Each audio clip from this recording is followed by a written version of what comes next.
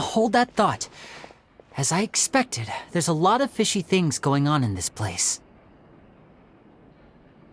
Fishy? Uh-oh, what have you found? All in good time. Before we go over our new leads, I want to tell you how a high-altitude escape is performed. First, the magician slots themselves into a magic box in full view of the audience. The box is then suspended high in the air, and a short while later, the base automatically opens. At this point, a dummy will fall out of the box, but it looks real enough to grab the audience's attention, and they start wailing and screaming. Meanwhile, the real magician, who has by now blended into the crowd, waits for a good moment to make their appearance and put on a hysterical performance. Oh no! Is that me? Did I just fall to my death? Very vivid description. Paimon can really picture it. And then what? The audience's gaze then turns to the magician, and by the time they realize what's happened, the dummy has vanished, as if everything that just happened was some sort of shared illusion. Of course, that's just how I think the process should work, theoretically speaking. The inventor of this trick never performed it successfully. When the box opened, Caesar was the one who fell out, and not the dummy. He fell right to the ground from the highest point of the opera house. No one could hope to survive that fall, not without a vision at least. And no one else has ever attempted this trick since. My understanding of how it works is just based on what I could gather from his notes and the relevant gadgets here in his workshop. So Caesar's famous high-altitude escape has never been done, huh? Paimon was about to say how cool it would have been to see it in person, but if it's that dangerous, it's probably for the best that no one else tries to do it. Wait a second. So if a dummy's supposed to drop out of the box, then where does the real magician go? How does he get out? Glad you asked. That brings us to the secret of said box.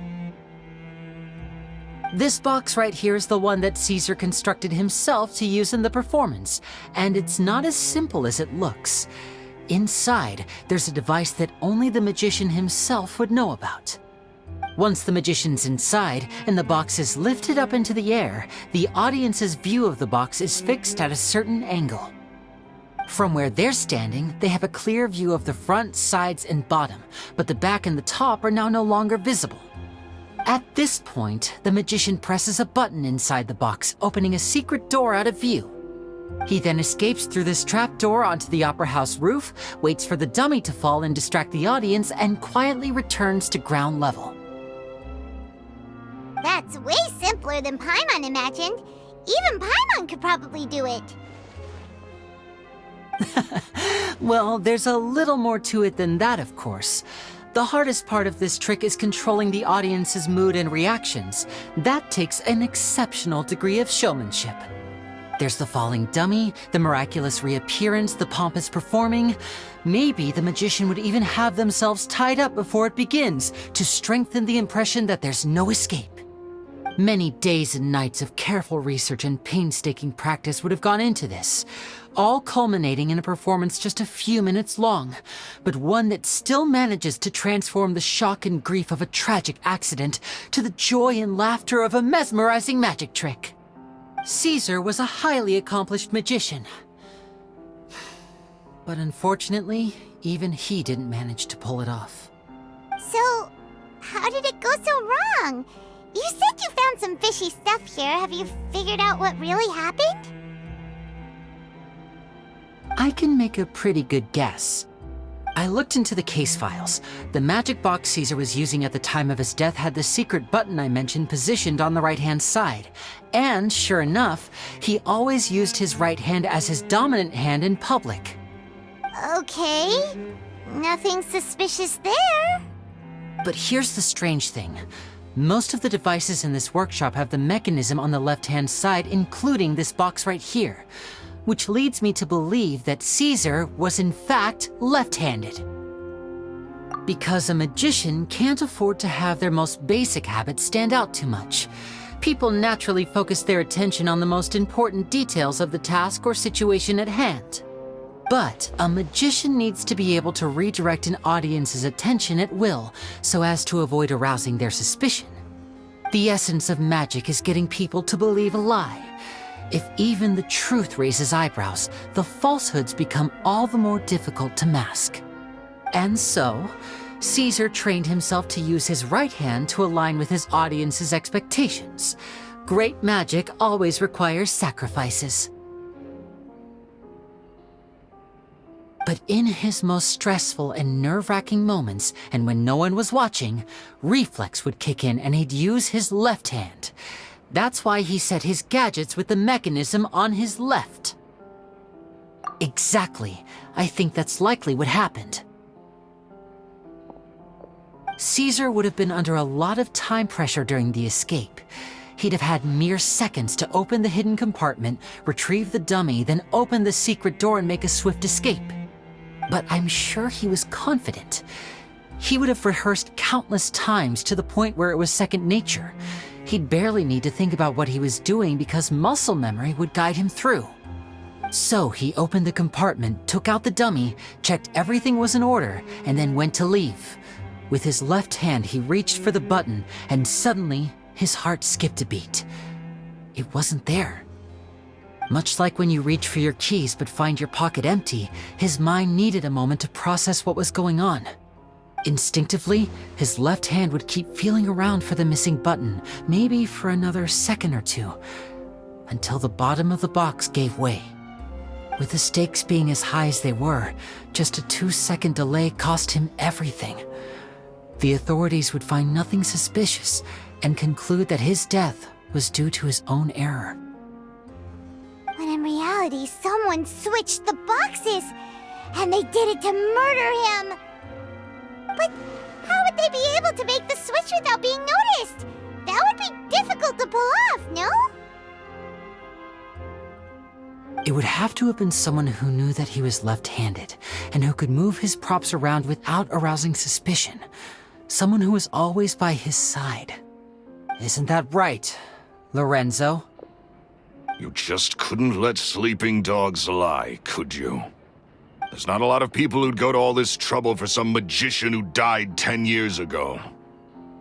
I didn't want to have to do this, you know. Silencing you the hard way just creates more problems for me to deal with. But I gave you your chance. I hoped you'd do what's good for you and back off like the lady, but you disappoint me. You mean Gemma? So you are the one who's been threatening her! Yes, although however stubborn she might be, she was never much of a liability. But you people, you never even knew him, but for some reason you just wouldn't drop it. Which is why you can't leave this place alive. Take them out, and make it quick. Do your worst!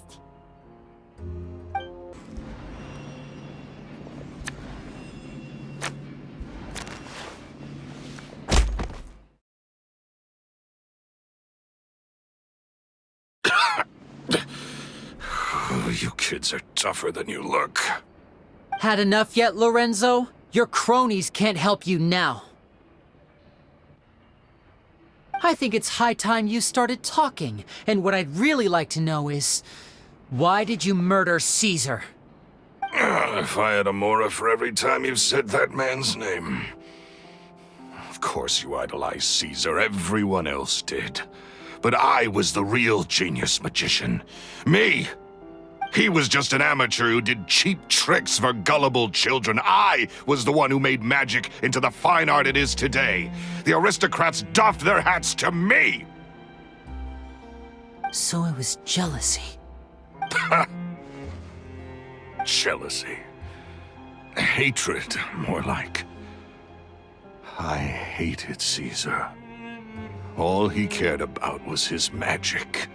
He lived and breathed it. He poured everything into his street performances and his stupid tours like it was just a hobby to him, never bothering to think about Mora. What sort of fool devotes their life to the art of deception and never has a Mora to show for it? But the people loved him, didn't they? Oh, how they looked up to him. No one gave me a second look. All I ever heard was, "Oh, your master's amazing, isn't he?" Amazing. Yeah, so amazing that he was completely broke. Every other apprentice was living it up at their master's expense, but no, not me. I put in all the work, mastered all the skills, and it brought me nothing more than the life I already had. He forbade me from using magic to trick people out of their Mora. There was nothing he hated more than that. And with his reputation in Fontaine, it was too risky for me to go it alone. As long as he was alive, if I dabbled in my own brand of money-making magic, he would expose me, and it would destroy me. I had to kill him. There was no other way. He had to go. And this was your only motive? It was reason enough. What other motive would I need? Well, I was under the impression that there might have been other factors at play. For instance, maybe you were in love with Gemma, but she was engaged to Caesar. In love with Gemma? Don't be ridiculous. Guess I was wrong about that then. Next question. Are you the Phantom Weasel? I am. Caesar was so strict with me. He insisted that his way was the right way, that the sole purpose of magic was to bring joy to the world. I never bought into any of that. I was more interested in the practical value of magic. Sure enough, it helped me fill my pockets with all kinds of valuable treasures. Oh, yeah! Charlotte told us that the weasel would steal whatever people valued, no matter how much it was worth. That's just how it looked from the outside. What would any thief want with second-rate loot? I've only ever targeted high-value items. I stole cheap things as a way of practicing my craft. It was other people's overactive imaginations that conjured up the preposterous image they then dubbed the Phantom Weasel. So, that's the story, huh? Well, I hope you're ready to tell it all over again during your trial. What choice do I have? You're a pack of wolves, and you've got me between your jaws. You've seen what's here, and my last-ditch effort to stop it getting out has failed. What else can I do? So be it. I've enjoyed power and wealth for the last 10 years, the likes of which Caesar could never give me. I wouldn't choose for things to end this way, but I regret nothing. Very well. In that case, I'll contact the guards. Traveler, Paimon, keep an eye on Lorenzo for me. I'll meet you just outside the workshop when I'm back.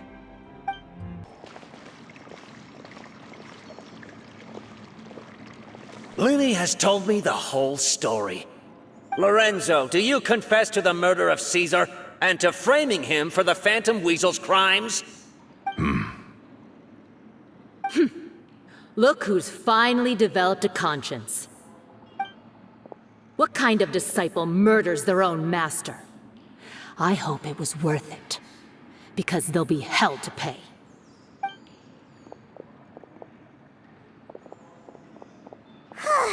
Looks like it's all over. What should we do next, Lenny? Should we start preparing for your show? Let me think.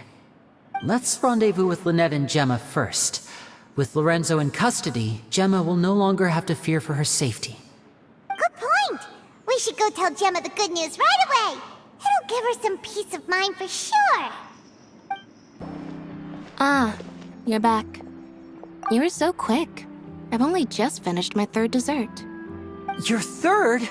Lynette, come on, we've talked about this. Everything in moderation.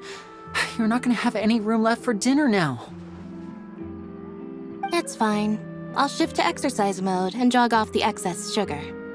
That's besides the point. Well, it's done now, but try to eat a more balanced diet in the future. Point taken. Did everything go okay? Of course! Lorenzo was no match for us. The guards are taking him into custody as we speak. Gosh, that's amazing. I'm sorry, I still didn't know if I could trust you, but now it seems I can. I had my suspicions about Lorenzo, but I... It's okay, we understand. He did threaten you. Paimon would find it hard to trust strangers in your position, too. But you don't need to be scared anymore. Everything's gonna be okay. Sorry. My emotions are all over the place right now. I've been waiting for this day to come for so long. I always wanted to report Lorenzo. He took all of Caesar's property, which I found suspicious, but I had people watching me all the time, so I couldn't risk looking into it. I was so afraid. I was scared he'd do something terrible to me, and then no one would be left to visit Caesar's grave. So I never had the courage to speak out. Thank you all. Truly, thank you so much.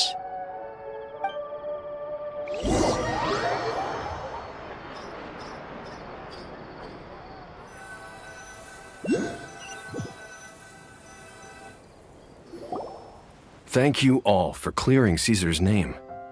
I never would have guessed that Lorenzo was the real Phantom Weasel. He never showed any signs that there were problems between him and Caesar in public. From the outside, it looked like they got along great. And to think that lowlife's been living life to the fullest all this time, while Caesar's name was getting dragged through the mud. It's a travesty. At least his soul can finally rest in peace now, thanks to your efforts.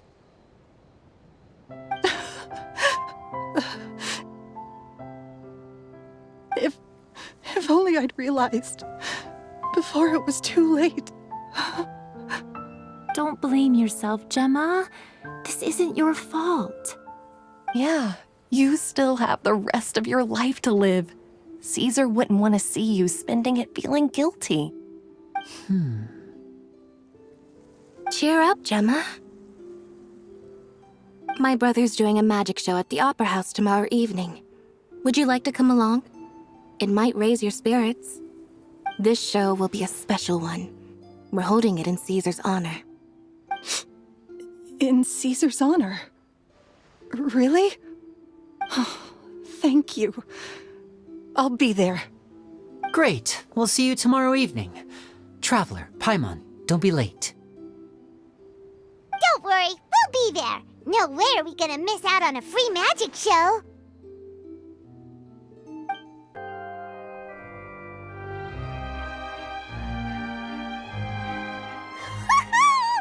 Paimon's excited to see another of Linny's magic shows! Wait. Lynette, shouldn't you be on stage by now? Not this time. My brother's going solo today. So I'll be watching with you.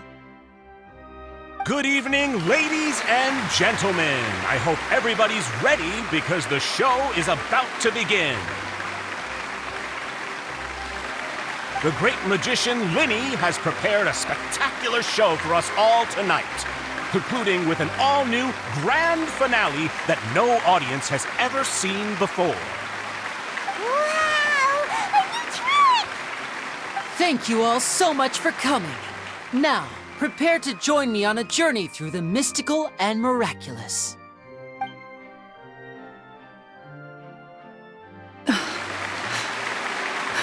Exciting stuff, isn't it? Yes, it's just... It reminds me of him. No wonder. Caesar was a famous magician too. So, how did you two first meet, Gemma? Well, I was out on the street once, and I saw him performing for little children. Children love magic, because they're willing to believe in things that can't be rationally explained. Caesar had this amazing way of bringing them into a dreamlike world. And somehow, I felt drawn to him too. So I went up and asked him to do a trick for me. Aw, that sounds so romantic. What trick did he do? It was with a flower. He took it in his hand, snapped his fingers, and it magically appeared on my head. I was so happy that day. No one had ever given me a flower before that. Oh, that's so cute! Actually, now that you mention it, Lenny's done that one before. Is that right? Then I suppose he's a romantic at heart, just like Caesar. So let's treasure the time we have with him. After all, you never know when the people dearest to you might be gone. That's right. It's all over now. Paimon doesn't really know how to comfort you, but at the very least, no one's gonna be intimidating you from now on. You can breathe easy at last, right? Right. Yes, you can breathe easy now, Phantom Weasel. See? Even Lynette says... Wait, what? The Phantom Weasel? Lorenzo escaped? Where is he? What do you mean, Phantom Weasel? As Linny once said, a performer's job is to commit fully to their role and put on a flawless performance for their audience. But once the bag of tricks is empty and the curtain falls, it's time to end the show. The spotlight is no place for someone with no more cards up their sleeve. It's been 10 years, Gemma. Aren't you tired of the grieving widow act? I think it's time to put an end to it. What are you talking about? Paimon doesn't like this riddle. Traveler, Paimon doesn't like where this is going. Come on, say something! Ladies and gentlemen, I hope you're all enjoying the performance so far.